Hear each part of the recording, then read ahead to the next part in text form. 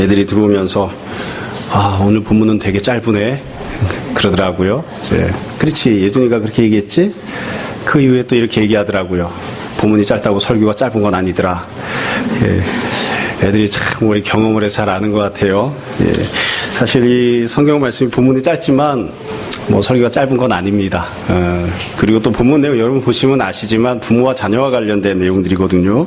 근데 제가 이렇게 오래 살진 않았지만 경험을 통해서 보면 어느 부모가 자신 있게 나는 참 좋은 부모였다 이렇게 말할 수 있는 부모가 있겠어요. 정말 훌륭한 부모는 자신의 부족한 부분을 돌아보고 또 참 내가 이게 부족했다, 미안하다 이런 마음을 갖죠. 또 좋은 자녀도 내가 부모님께 이렇게 참 불효한 것 같다, 부족했던 것 같다 이렇게 생각을 하죠. 그렇죠? 그래서 설교하는 입장에서 저도 이제 어느덧 이제 부모로 지내다 보니까 참 부담이 되기도 하고 또 한편으로도 자신이 없기도 하고 또 주님께서 그래도 어떻게 말씀하시는지 사도 바울을 통해서 무엇라 선포하시는지를 우리가 다 부모로서 자녀로서 또 아직 결혼을 안 했어도 또 장차 부모가 될 사람들로서 우리가 겸손하게 살펴보았으면 합니다.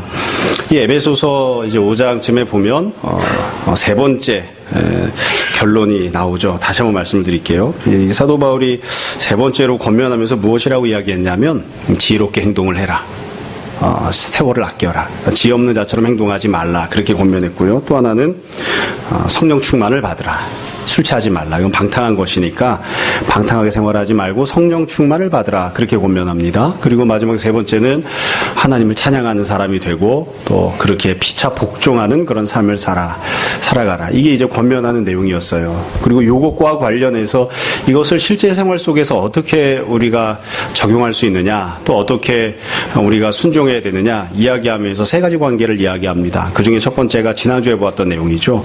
아내와 남편 간의 관계에 대한 내용이 나왔습니다. 그래서 바울이 아내와 남편 간의 관계를 이야기하면서 중요한 원칙을 이야기를 했죠. 나는 인간적으로 아내와 남편 사이 이러이러야 된다 이런 데 초점을 맞추고 있는 것이 아니라 교회와 그리스도 사이의 관계에 대해서 너희들에게 이야기하고 있다. 그러니까 교회는 어떠해야 되는가, 그리스도는 어떠하신가, 이것을 내가 너희들에게 이야기하고 있고 이 교회와 그리스도 사이의 관계가 남편과 아내 사이에서도 그대로 적용이 되어야 된다. 이렇게 설명을 했습니다. 그리고 지금 우리가 읽은 이 본문 내용은 이제 다시 두 번째 항목인 거예요. 그러니까 지혜롭게 행동을 하고 성령 충만하게 행동하고 하나님을 찬양하고 또 피차 복종하는 모습이 어떻게 나타나야 되는가. 두 번째로 이 자녀들과 부모 사이의 관계가 어떠해야 되는가를 이제 설명을 합니다. 그렇기 때문에 사실 1절부터 4절에 보면 구체적인 항목들이 쭉 나오지만 이 내용들을 우리가 구체적으로 보기 전에 먼저 염두에 두어야 될 것은 중요한 원칙이 이미 주어졌다는 겁니다. 그러니까 좋은 자녀가 된다는 건 어떤 자녀가 된다는 것이겠습니까? 지혜 있게 행동하는 자녀가 되는 겁니다. 세월을 허비하지 않는, 또 좋은 자녀가 된다고 하는 것은 술 취하거나 방탕한 생활을 하지 않고 성령 충만한 자녀가 된다는 뜻입니다. 또 좋은 자녀가 된다는 것은 하나님을 찬양하고 피차 복종하는 그런 자녀가 된다는 거예요. 뒤집어서 부모도 마찬가지예요. 좋은 부모가 된다고 하는 것은 지혜 있게 행동을 해서 세월을 허비하지 않는 그런 부모가 되고 술 취하거나 방탕한 모습 보이지 않고 성령 충만한 모습을 보여주는 그런 부모가 되고 늘 입을 열면 하나님을 찬양하고 부부간에 또 부모와 자녀간에 다른 사람들의 관계 속에서 피차 복종하는 그런 모습을 보여주는 그게 바로 좋은 부모의 모습입니다. 그러니까 사실은 이것만 해도 충분히 우리가 구체적으로 삶 속에 적용하고 이야기할 수 있을 것 같아요. 이런 것들을 염두에 두고 사도 바울이 이걸 다시 한 번 더 풀어서 조금 더 상세하게 특정한 몇몇 부분들에 대해서 이야기를 하고 있는 겁니다. 처음에 이제 자녀들과 관련된 내용이 나오죠. 1절부터 3절인데요. 우리 모두가 다 자녀니까 부모 없이 태어나신 분은 아무도 없죠. 자, 자녀들은 어떻게 되는가를 봅시다. 1절을 보세요. 처음에 명령하는 것은 자녀들아, 그러니까 자녀들에게 명령합니다. 그러니까 이건 나이 어린 사람이 나이 많은 사람에게 어떻게 행동해야 되느냐, 연소한 자가 연로한 자에게 어떻게 행동해야 되느냐, 이거 아니에요. 가정에서 자녀가 부모에게 어떻게 행동해야 되느냐, 이거하고 관련된 내용을 명령합니다. 그래서 두 번째 줄에 보면 이렇게 되어 있어요. 주 안에서 너희 부모에게 순종하라. 이것이 옳으니라. 자녀들에게 주어지는 명령 간단해요. 부모님께 순종하라는 겁니다. 부모에게 순종하라. 다만 여기 조건을 붙여놓았죠. 주 안에서 순종하라. 이 주 안에서 순종하라고 하는 말은 두 가지 의미를 갖는 것 같아요. 하나는 복음에 합당하게, 믿음의 도리에 합당하게 주님이 기뻐하시는 대로 순종하라, 이런 뜻일 수도 있어요. 그렇죠?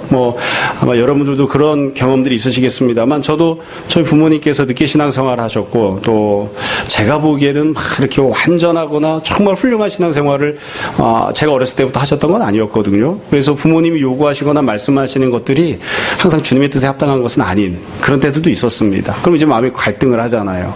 부모님이 요구하는 것에 대해서 내가 순종해야 되는가 말아야 되는가. 제가 어렸을 때에 교회에서 청년부를 담당하시던 집사님이 그렇게 설교하신 걸 듣고 굉장히 갈등한 적이 있었어요. 부모님 말씀에 대해서 순종하라라고 하는 이 말은, 주 안에서 순종하라고 하는 것은 부모님을 주님을 대하듯이 순종하라고 하는 뜻이다. 그래서 만약에 부모님이 교회 가지 마라 그러면 교회를 오지 마라, 이렇게 설교하신 적이 있어요. 그래서 제가 너무 갈등을 했었어요. 저희 부모님이, 저희 아버지가 교회 가지 말라고 하는 때였거든요.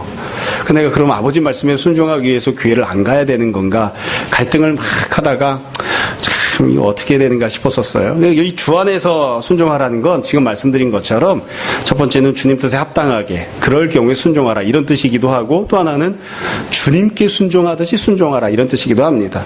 제가 생각할 때에는 양면성이 다 있는 것 같아요. 주 안에서 순종하라고 하는 말은 기본적으로는 이 두 가지를 다 갖는데, 우리가 잘 생각해야 될 것은 지금 말씀드린 것처럼 나는 교회를 다니고 신앙생활하지만 부모님이 신앙생활 안 한 때들도 있잖아요.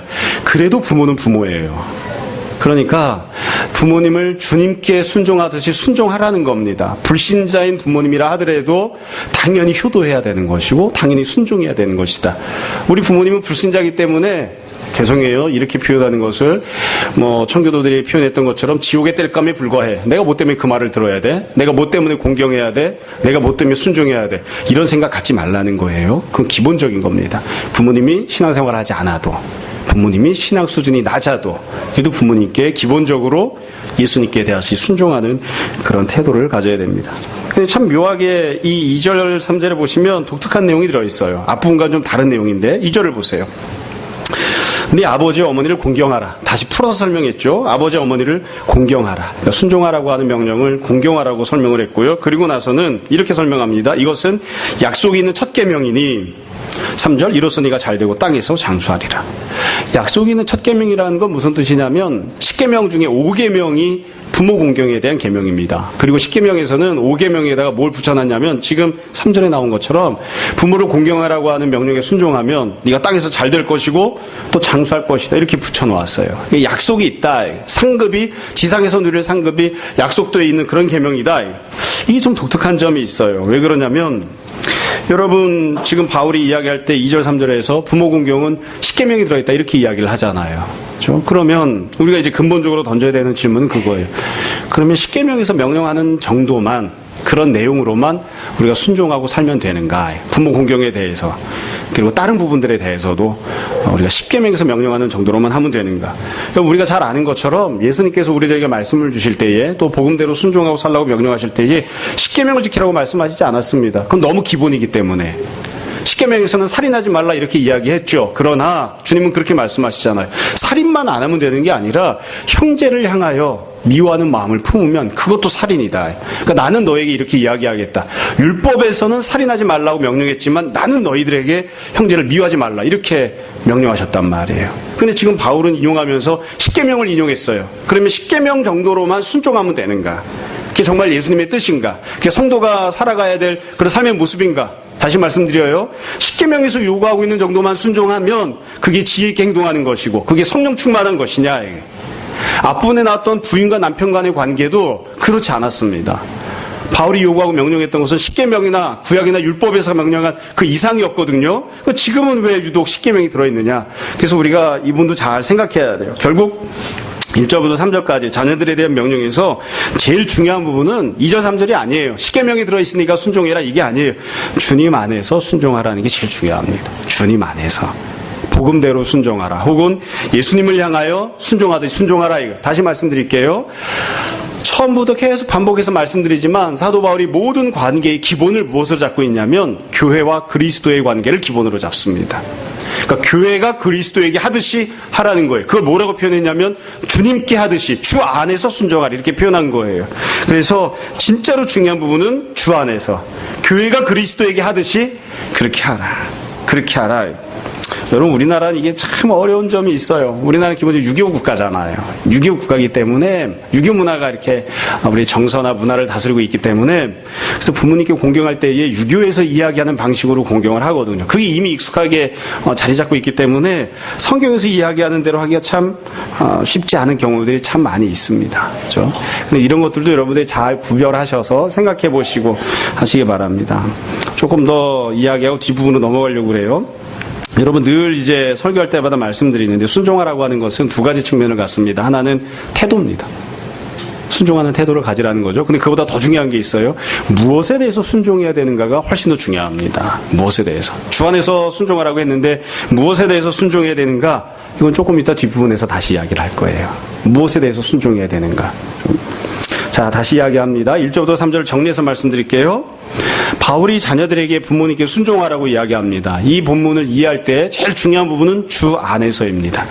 그리고 주 안에서가 제일 중요한 이유는 바울은 단순한 인간관계를 이야기하고 있는 것이 아니라 교회와 그리스도의 관계가 가정 안에도 자리 잡아야 된다고 하는 것을 이야기하고 있기 때문이에요. 그래서 교회가 그리스도에게 순종하듯이 자녀들도 부모들에게 순종하라. 그렇기 때문에 주 안에서 순종하라. 그렇게 명령을 하고 있습니다.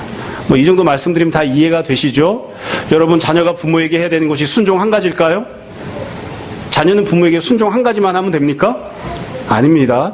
교회가 그리스도에게 하는 모든 것들을 자녀는 부모에게 해야 합니다. 이게 그게 기본입니다. 다만 그 중에 한 가지로 순종하라는 것 하나, 가장 중요한 원칙 한 가지만 여기에 집어넣는 거죠. 자, 그러면 그 다음에 이제 아비들을 향한 명령이 나와요. 4절. 한 절이지만 저도 아비인지라 굉장히 무겁게 생각하는. 자, 4절을 보세요. 4절을 보면 이렇게 시작합니다. 또 아비들아. 아비들아. 지금 명령을 받는 대상이 누굽니까? 아버지입니다. 아버지. 한편으로는 감사하기도 하고 한편으로는 좀 뭐라고 말할까요? 마음에 좀 껄끄러운. 왜 엄마는 없는 거죠? 엄마는 왜 없는 거죠? 자녀를 키우는데 누가 키우죠, 자녀를? 우리가 다 알잖아요. 뭐 이렇게 주저하세요. 자녀는 엄마가 주로 키우죠. 그렇죠? 우리가 태어났을 때 아버지 뱃속에 있다가 태어나신 분 계세요? 아무도 없죠. 우리 다 엄마 뱃속에서 있다가 태어나잖아요. 그러니까 나를 키워주신 분은 아버지가 아니고 엄마예요. 사실은 뱃속에 있을 때부터. 그렇죠? 그래서 우리가 참 이것도 묘한 것 같아요. 그래서 나이가 들어가면서 아버지를 더 많이 생각하느냐, 어머니를 더 많이 생각하느냐 그랬을 때에 아버지를 더 많이 생각하는 사람들도 있지만 현실 속에서는 어머니를 더 많이 생각하는 사람들이 더 많잖아요. 그렇죠? 아버지가 돌아가셨을 때 한 번 울면 어머니가 돌아가시면 훨씬 더 많이 울어요. 그건 어쩔 수가 없는 분인 것 같아요. 근데 지금 호칭은 아비들아 이렇게 얘기했어요. 다시 말씀드리지만 그럼 엄마는 책임이 없느냐? 그건 아닙니다. 앞부분에서 1절 3절에서 보면 이 자녀들한테 명령하면서 자녀들아 주 안에서 너희 아버지에게 순종하라 이랬나요? 아닙니다. 누구에게 순종하라고 했죠? 부모에게. 누구를 공경하라고 했죠? 네 아버지와 어머니를 공경하라 이렇게 했어요. 그러니까 공경의 대상은 아버지 어머니인데 순종해야 될 대상은 아버지 어머니인데 그런데 자녀를 양육하는 건 아버지 혼자 양육하는 건가요? 그건 아니에요. 그러니까 이 본문에서 아비들이라고 했지만 그러나 이걸 보고 엄마들이 나는 책임이 없어 난 아무것도 안 해 이렇게 해도 된다는 뜻은 결코 아닙니다. 어찌 보면 현실 속에서는 당시 사회에서는 아버지들이 훨씬 더 교육에 책임을 많이 지고 있었기 때문에 이랬던 것 같기도 하고 또 교육하는데 실제적인 모습들에서도 아비들이 이것저것을 많이 했기 때문에 이렇게 표현한 것 같긴 해요. 여하튼 우리가 이 본문을 읽으면서는 엄마도 같이 더불어서 집어넣어야 됩니다. 아비들, 어머니들 자 그럼 뭐라고 권면을 했느냐 여기 보면 4절에 다시 한번 두 번째 줄을 보세요.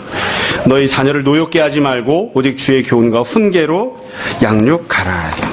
여기 보면 우리가 이제 한 절 한 절 이제 조금씩 더 이제 뜯어봐야 되는 그런 내용이 나옵니다. 결국 자녀를 향해서 주의 교훈과 훈계로 양육하라 이렇게 했죠. 양육하라. 부모는 자녀를 양육해야 됩니다. 여러분 양육한다는 게 무슨 뜻일까요?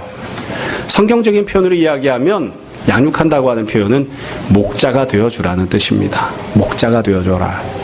잘 돌보고 섬겨주는 그런 사람이 되라는 거예요. 그런데 여기 보면 우리를 마음 불편하게 하는 혹은 또 늘 고민하게 만드는 구절이 중간에 들어있죠. 너희 자녀를 어떻게 하지 말라? 노엽게 하지 말라. 노엽게 하지 말라. 저는 이런 부분 읽을 때마다 마음이 이렇게 싱숭생숭해요. 저는 자녀를 노엽게 많이 한 사람입니다. 물론 나쁜 악한 의도를 갖고 한 건 아니지만 자녀들이 힘들어하거나 불온해하거나 이런 경우들이 상당히 있었던 것 같아요.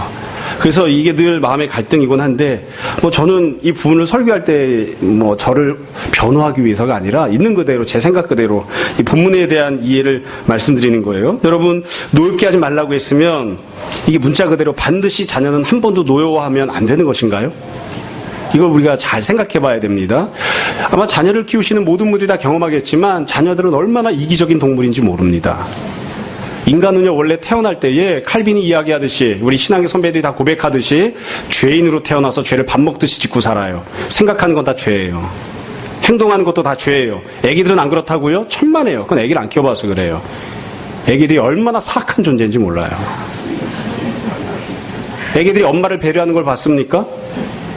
애기들이 옆에 있는 사람 배려하는 걸 봤습니까? 지만 잘났죠? 지 혼자 하고 싶은 대로, 지가 먹고 싶은 대로, 지 입고 싶은 대로 다 하려고 하죠? 얼마나 사악한 존재인지 몰라요. 다만 귀여운 웃음 속에 감추고 있기 때문에 우리가 이걸 사악하다고 얘기하기엔 차마 좀 그래서 그렇지, 인간은 태어나는 갓난쟁이 때부터 그래요. 갓난쟁이 때부터. 제가 대학교 다닐 때에 불교 선생님 그렇게 이야기하셨어요. 불교에서는 그렇게 이야기하거든요. 인간은 탐진치로 이루어져 있다. 탐하는 마음, 부끄러움을 모르는 마른 마음, 이런 것들은 다 이렇게 돼 있다 이거예요. 그러면서 예를 어떻게 드셨냐면, 갓난쟁이가 엄마의 젖을 빨 때를 생각해 봐라. 자기가 살겠다는 욕심이 없으면 인간은 생존 자체가 불가능하다. 그래서 인간은 처음부터 욕심을 채워야만 생존이 가능한 존재야. 그렇기 때문에 업보에서 벗어날 수 없다. 지금 제가 이 불교 얘기하고 있는 겁니다. 예? 이렇게 얘기를 하시는데, 그때는 제가 총각이었기 때문에, 아니 어떻게 인간에 대한 이해를 저렇게 천박하게 해야 되나? 그렇게 우리가 이해되나 했는데, 나와서 애를 키우다 보니까 그렇더라고요. 그죠? 늘 저희 집 이야기해서 죄송합니다만, 저희 첫째도 100일쯤 되니까 엄마가 밤 일어나서 얼마나 우는지 몰라요. 정진아, 엄마도 막 힘들어. 엄마도 잠을 좀 자자. 너도 좀 자라. 그러면서 막 울더라고요. 엄마가 울든 말든 애는 인정사정을 봐주지 않습니다. 지 하고 싶은 대로 하죠. 참 어려워요. 그래서 그런 아이들이, 제가 지금 말씀드린 요지는 뭐냐면, 갓난쟁이뿐만이 아니라 조금 더 크잖아요. 조금 더 크면 애들이 하고 싶어하는 것들이 있어요. 하고 싶어하는 거 1번 공부하기, 2번 성경 읽기, 3번 기도하기, 4번 금식하기. 절대로 이런 건 안 해요. 애들이 하고 싶어하는 게 뭐죠? 1번 오락하기, 2번 오락하기, 3번 오락하기, 4번 만화책 보기, 5번 만화책 보기, 6번 만화 TV로 보기. 이런. 주로 이런 것만 원해요. 그래서 아빠가, 야, 텔레비전 보는 거 인생에 도움이 안 돼. 너 아빠처럼 안경 쓸 거니? 이러고서는 텔레비를 끼면 애가 어떻게 하죠? 노여워합니다. 저 인간이 뭔데 내가 보는 텔레비를 끄지? 이러고서는 막 노여워한다. 여러분, 애를 노엽게 하지 않고 키울 수 있나요? 그건 어려워요. 제가 생각할 땐 불가능합니다. 왜냐하면 인간은 지금 말씀드린 것처럼 자기 욕심이나 죄를 성취하려고 하는 그런 바람을 갖고 있는데, 그거를 제지하면 노여워하거든요. 애 손에 들고 있는 사탕을 빼앗으면, 이빨 썩는다고 사탕을 뺐으면 애가 눈을 부라리면서 사탕을 달라고 막 그런다고요. 애를 과연 여기 성경에서 지금 노엽게 하지 말라고 한 것을 우리가 문자 그대로 순종해야 되느냐. 저는 이 부분을 앞에 이야기한 것과 똑같이 이해합니다. 이건 그리스도께서 교회를 향하여 하시는 것처럼 하라 이거예요, 사실은.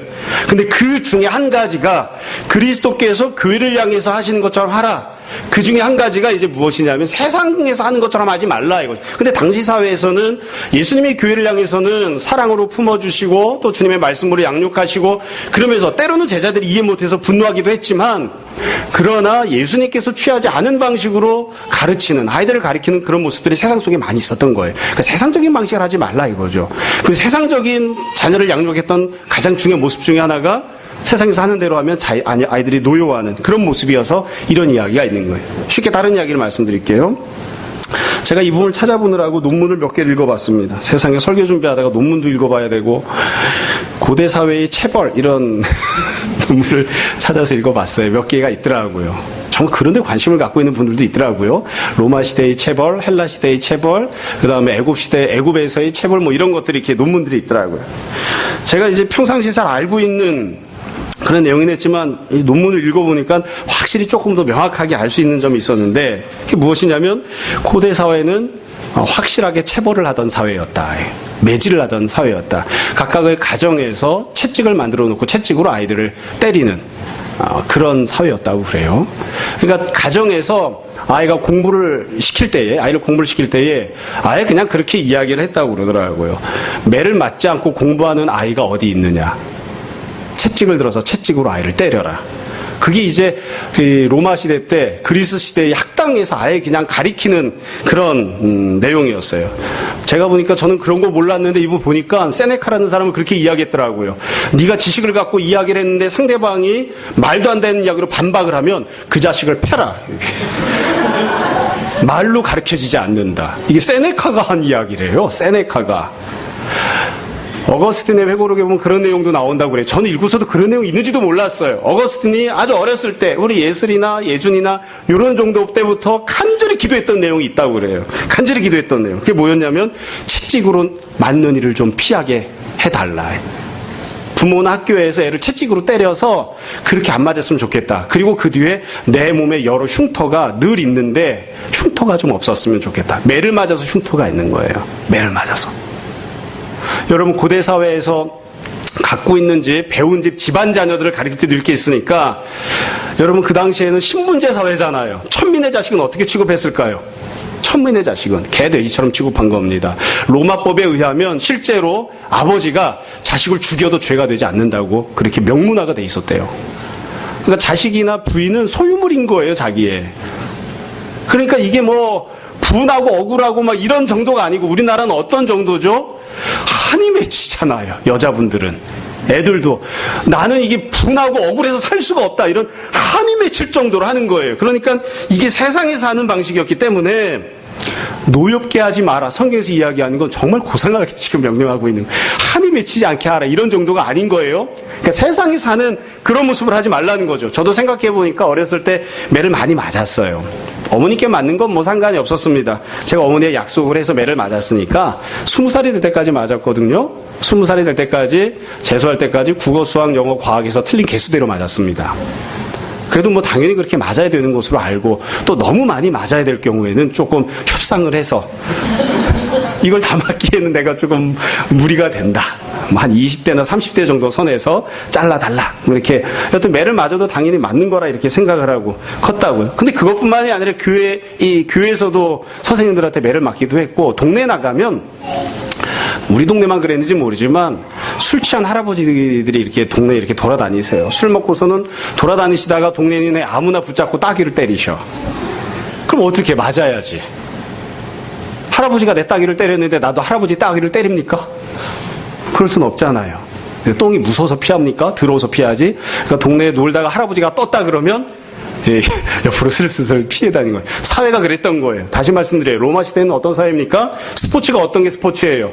좋은 두 놈한테 칼을 쥐어주고서는 서로 죽일 때까지 싸워라. 그게 스포츠였어요. 그게 여가 생활이고.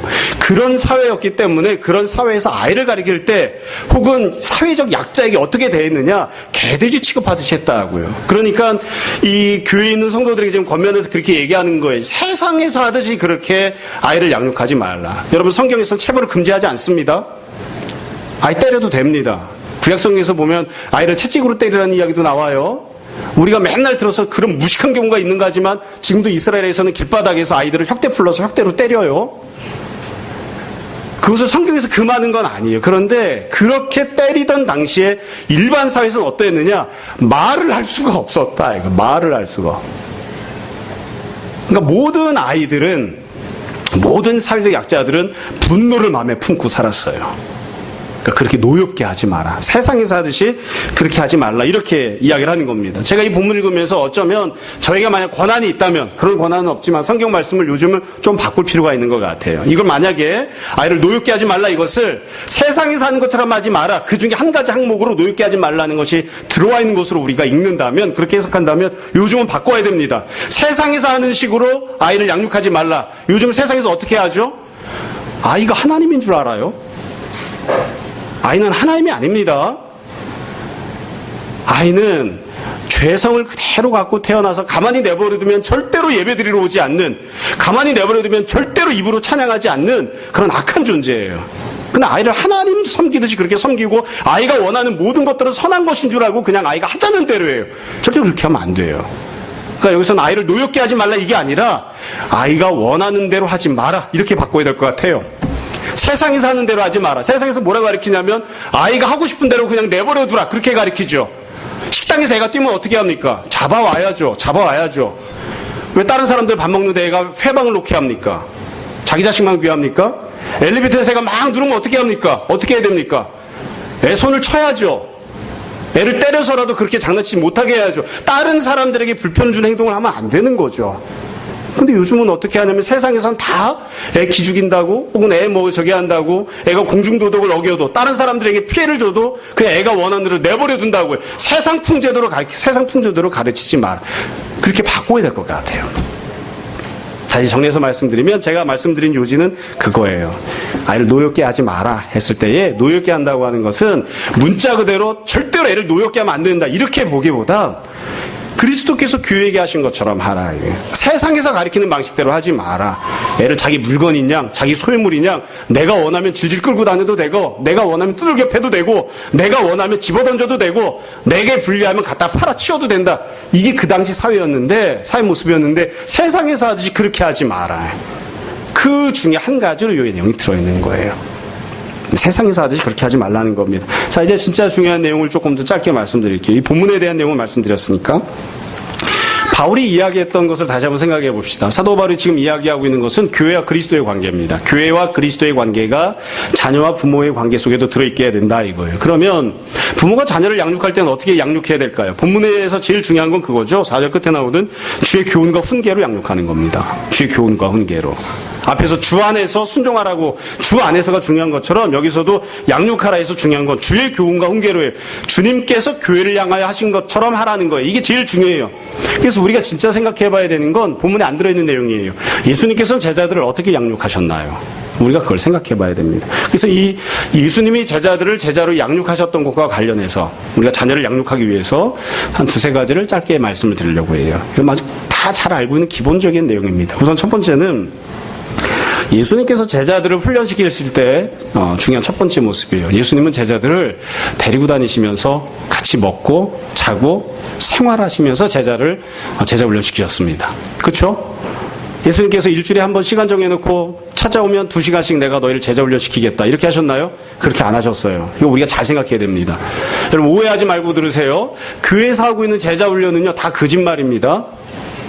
그거 제자 훈련 아니에요. 그것만이라도 하기 위해서 노력하는 것이지 원래 제자 훈련은 어떻게 하는 겁니까? 같이 데리고 같이 먹고 마시고 생활하는 거예요. 그러면서 훈련시킨 게 제자 훈련이에요. 예수님은 그렇게 하셨어요. 그렇기 때문에 성경에서 이야기하고 있는 예수님께서 말씀하신 그런 제자 훈련을 할 수 있는 교회는 없어요. 제자 훈련은 어디서 하는 겁니까? 가정에서 하는 겁니다. 애들을 데리고 같이 먹고 마시고 생활하는 거 누가 합니까? 사실은 가정에서 하잖아요. 가정에서. 그러니까 가정에서 제자 훈련이 되지 않으면 절대로 자녀는 제자가 안 돼요. 될 수가 없어요. 교회에서 주일학교에서 아이들을 얼마나 가르칠까요? 일주일에 고작 30분 1시간? 많아야 2시간? 그거 가지고 애들을 어떻게 가르칩니까? 물론 불신가정에서 성장하는 아이들에게는 교회에서 주일학교에서 양육하는 것도 매우 중요합니다. 그것만 훈련을 받으니까. 그러나 원래 그것 가지고 제자 훈련 되는 게 아니에요. 책 몇 권 읽었다고 해서 독후감 썼다고 해서 나눠준 교재에서 문제를 풀어갖고 왔다고 해서 그걸로 제자가 되지 않아요. 예수님의 제자 훈련을 어떻게 시키셨느냐? 다시 말씀드립니다. 같이 먹고 같이 마시고 같이 생활했어요. 그러니까 오늘날 정말로 중요한 제자 훈련의 과정은 어디에 있는 거냐면 가정에 있는 거예요. 가정에서 애를 신앙교육 시키지 않으면 교회에서는 뭘 해줄 수 있는 게 없습니다. 가정에서 신앙교육을 안 시키기 때문에 교회에서 조금이라도 하는 것뿐이지 가정에서 제자훈련이 안 되면 가정에서 신앙훈련이 안 되면 이건 뭐 어떻게 할 수가 없어요. 이게 아주 중요한 첫 번째 내용입니다. 여러분도 잘 아시지만 제가 사랑의 교회에서 부교육자 생활을 했잖아요. 사랑의 교회에서 하는 제자훈련을 제가 폄하해서 이야기하는 게 아닙니다. 교회에서 할 수 있는 최선을 한 거예요. 그러나 그것으로는 제자가 되지 않아요. 어렵습니다. 두 번째로 예수님께서 제자를 데리고 이제 제자를 훈련시키실 때 어떻게 하셨느냐? 제자를 부르실 때 처음에 뭐라고 하셨냐면 나를 따라와라 하셨죠. Follow me. 그래서 제자훈련의 가장 중요한 항목은 무엇이냐면 데리고 가는 겁니다. 데리고 가는 거. 무슨 얘기냐면 제자가 어디로 가야 할지를 알려주는 거예요. 제자들은 아무리 머리가 좋아도 아무리 도덕적인 수준이 높아도 절대로 십자가 지는 데 가지 않습니다. 절대로 예수님이 십자가 지는 걸 믿지 않습니다. 그러니까 제자훈련이란 뭐냐면 네가 있던 자리에서 네가 하고 있던 거 다 내려놓고 따라와라. 이거 따라와라. 예수님이 어디로 데리고 가시죠? 십자가 지는 자리로 데리고 가세요. 부활하는 자리로 데리고 가시고 하나님 나라로 데리고 가세요. 그래서 자녀를 훈련시킨다, 자녀를 양육한다 해서 제일 중요한 첫 번째 항목이 무엇이냐면 어디로 가야 하는지를 자녀에게 알려주는 겁니다. 무엇을 하고 살아야 하는지를 자녀에게 알려주는 겁니다. 자, 뒤집어서 말씀드릴게요. 자녀가 부모에게 뭘 복종해야 됩니까? 부모가 하나님 뜻에 합당하게 네가 어디로 가야 하는지, 네가 무엇을 하면 살아야 되는지 알려주고 인도하고 지도할 때에 그 지도에 순종해야 돼요. 주님 말씀에 순종하듯이 순종해야 됩니다. 부모가 이쪽 길로 가자 했는데 그게 주님 뜻에 합당한데도 불구하고 자녀가 여러 가지 이유를 대면서 나는 그게 싫어요, 불편해요, 귀찮아요, 그렇게 살기 힘들어요, 여러 가지 이유를 대면서 불순종하면 그건 주님께 불순종하는 거예요. 그러니까 부모가 해야 되는 가장 중요한 자녀를 자녀로 삼는, 자녀를 제자로 삼는 가장 중요한 거, 어디로 갈지를 잘 알려줘야지 돼요. 근데 요즘 세상은 그게 그렇지 않잖아요. 어떤 목사님이 말씀하셨던 것처럼 이 얘기도 반복해서 말씀드리죠. 아이가 만나는, 이 세상에서 만나는 제일 첫 번째 거짓 선지자가 엄마라고 하잖아요. 엄마가 어디로 가라고 가르쳐야 됩니까? 교회로 가라고 가르쳐야죠. 주님 앞에 서라고 가르쳐야 될 거 아니에요. 근데 애가 교회를 가겠다고 하는데도 그건 그만두고 집에 가서 놀자고 하거나 아니면 학원으로 가자고 하거나 학교로 가자고 하거나 그러죠. 그럼 그 말에 순종하지 않아도 돼요. 그래서 부모가 된다고 하는 것은 무엇이 주님의 뜻인지를 잘 분별하고 아이를 어디로 데리고 가야 하는지. 애는 혼자 나버려 두면 절대로 신앙생활하는 대로 가지 않습니다. 절대로 주님 뜻에 합당하게 사는 그런 모습을 갖지 않아요. 세상 주변 천지가 온통 다 교회 이외에 다른 것들이 얼마나 많은데, 복음을 듣는 것 이외에 재미난 것이 얼마나 많은데. 그래서 예수님이 follow me, 따라오라 그러죠. 따라와라. 양육하는 제일 중요한 첫 번째는 애를 데리고 가는 겁니다. 어디로 가야 하는지를 길을 보여주는 거예요. 그게 제일 중요해요. 그게 안 되면 부모 노릇 못하는 겁니다. 애가 물어왔어요. 어디로 가야 될까요? 그럼 어떻게 해야 됩니까? 모르면 아는 사람한테 물어봐서 가르쳐줘야 돼요. 내 경험에 국한돼서 하지 말고요. 저 어렸을 때 우리 부모님이 알고 있는 좋은 직업은 두 가지였어요. 의사와 판사. 물론 그나마도 조금 더 나은 거였어요. 제 주변은 다 대통령이었거든요. 다 대통령 하면 도대체 누가 국무총리를 하는 거예요 도대체. 국무총리를 하겠다는 사람은 한 명도 없어요. 다 대통령 하겠다고 하고 그중에 유일하게 저 혼자 판사를 하겠다고 하고 있었어요. 대법원장을 하겠다. 뭘 몰라서 그런 거죠. 엄마가 그게 좋은 거라고 가리키니까. 여러분 부모는 뭐 하는 사람입니까? 갈보리로 가라. 주님이 계신 곳으로 가라. 주님이 너를 사랑하는 그 자리로 가라. 그거 가리키는 게 부모예요. 그게. 이건 초등학교만 나와도 되고요. 굳이 석사 박사를 안 해도 할 수 있어요. 그 다음에 예수님이 제자를 가르치실 때 어떻게 하셨느냐? 첫 번째가 팔로미였죠. 나를 따라오라. 그럼 어떻게 한다고 하셨냐면 내가 너희로 사람 낚는 어부가 되게 하겠다. 이렇게 말씀하셨어요. 그래서 제자들이 원래 있던 모습이 아니라 새로운 모습으로 바꾸어줍니다. 만들어주세요. 그래서 예수님이 그 만들어주시는 과정에서 어떻게 하셨냐면 우선 우리가 잘 아는 대로 말씀을 가르치셨죠. 기적들을 행하셔서 은혜를 베풀어 주시고 구원을 베풀어 주시고 여지껏 몰랐던 안식을 누리게 해주시고 주님께서 여러 가지 일들을 행해 주셨습니다. 능력과 구원을 주님이 베풀어 주셨어요. 그러니까 부모도 뭐 하는 사람이냐면 자녀들에게 이렇게 가르쳐야 되는 거예요. 예수님이 하셨던 것처럼.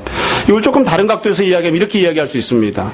여러분 예수님은 제자들에게 이러이러하게 해라 이렇게 말씀하신 부분들도 많이 있지만 사실은 그것보다는 직접 이렇게 보여주신 것들이 많아요. 보여주신 것들이.